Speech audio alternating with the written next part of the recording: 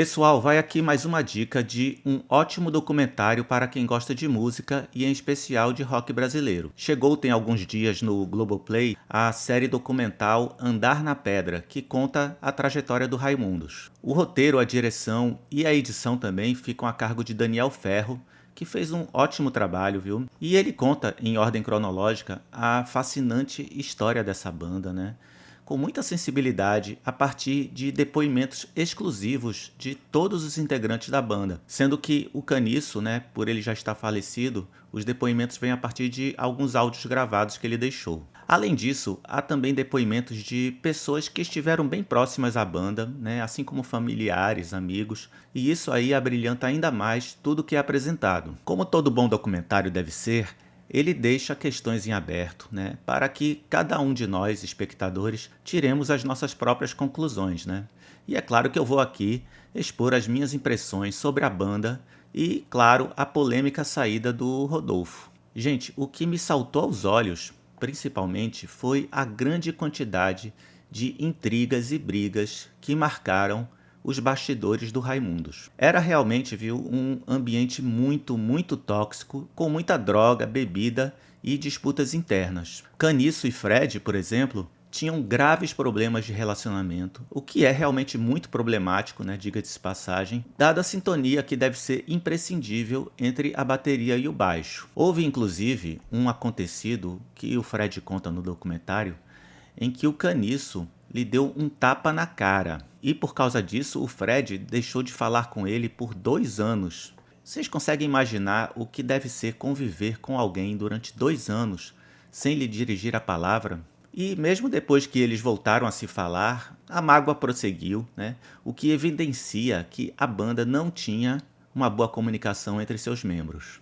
Mas o personagem principal em Tretas é o Digão, né? Que aparece em muitos momentos do documentário como um troglodita encrenqueiro, bruto mesmo. Ele também tinha muitos problemas com o Caniço, principalmente na parte musical. Por fim, havia Rodolfo, que era o principal membro da banda, responsável pelas letras inteligentes, divertidas, originais do Raimundos. Mas ele pouco fazia além da música, né? Pois os seus únicos interesses eram erva e mulher, como ele mesmo diz aí no documentário. Ele, inclusive, desenvolveu um vício tão pesado pela cannabis que, quando a banda foi fazer um show no Japão, uma série de shows no Japão, ele ficou 10 dias sem acesso a ela, né, por causa das regras muito rígidas do Japão. E com isso, ele emagreceu drasticamente, né, pois o seu corpo simplesmente não estava mais condicionado a se alimentar normalmente, só se alimentava quando ele estava de larica. Eu percebo, gente, que esse entorpecimento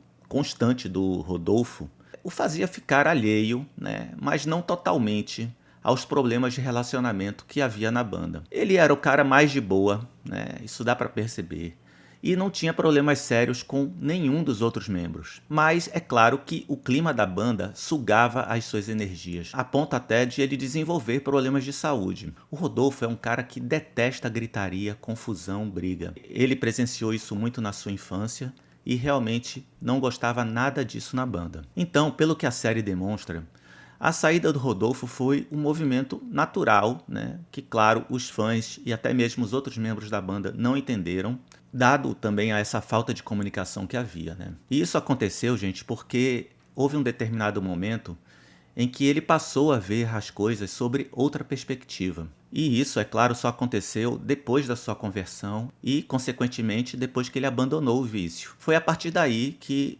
ele retirou aquela fumaça que encobria sua visão e então ele pôde ver que aquele ambiente tóxico não estava lhe fazendo bem. Então, é óbvio que a questão religiosa influenciou muito também, né? Afinal, como ele mesmo diz aí no documentário, uma mesma fonte não pode jorrar água doce e salgada ao mesmo tempo. E não é por acaso também que ele conta no documentário que ele vendeu todos os direitos que ele tinha sobre as músicas que compôs no Raimundos. E isso ficou claro que foi uma forma de purificação, né, dele se livrar desse passado que já não fazia mais parte dele. Mas o documentário, né, gente, também retrata, é claro, momentos de ternura, de carinho e de companheirismo entre os membros, pois obviamente também havia ali momentos felizes, né? Contudo, fica a impressão para mim que nada de bom durava muito tempo na banda. Há um depoimento, inclusive, que fala disso, né? Da montanha-russa de sentimentos que havia na convivência, principalmente com o Digão. Uma hora ele podia ser detestável, né? Para logo depois se mostrar adorável. Ele realmente me parece ser uma pessoa muito passional, né, gente? O que realmente atrapalha uma convivência assim diária muito íntima, né? Só que é claro que essa personalidade dele também pode ser apaixonante. Já o Fred, ele tem como grande virtude no documentário, pelo que o documentário passa, ser o cara que pegou a banda e a organizou, né? Em termos de marketing, divulgação, né? Ideias práticas para que a banda chegasse ao sucesso. Ele, como os fãs sabem, foi o último membro da formação clássica do Raimundos a entrar. E esse upgrade para a banda foi fundamental nesse sentido aí. Por fim, o documentário demonstra que Caniço morreu, infelizmente, com feridas abertas com todos os membros, até com Digão, com quem ele ficou até a sua morte no que sobrou dos Raimundos, né? E isso, é claro, se deveu às opiniões políticas antagônicas que ambos tinham, né? E à posição do Digão com relação à pandemia, que acirrou ainda mais as diferenças. Olha, gente, em determinado momento dessa série, eu me peguei espantado com a imensa exposição de tantos sentimentos, paixões, vícios, medos, desilusões, culpas. É sem dúvida o retrato mais aberto e franco que eu já vi de uma banda de rock. Então, por causa disso, para Andar na Pedra, eu dou a nota 8,5.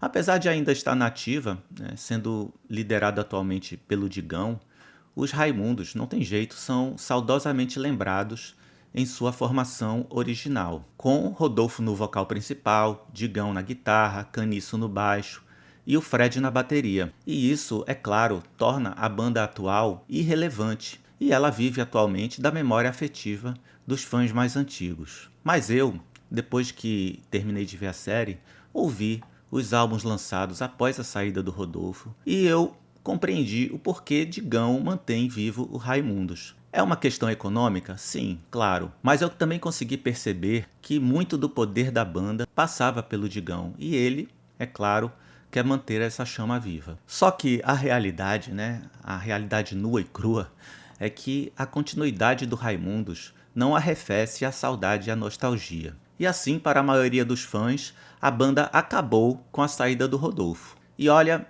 eu não tiro a razão desses fãs. Então é isso, aquele abraço e até um próximo vídeo.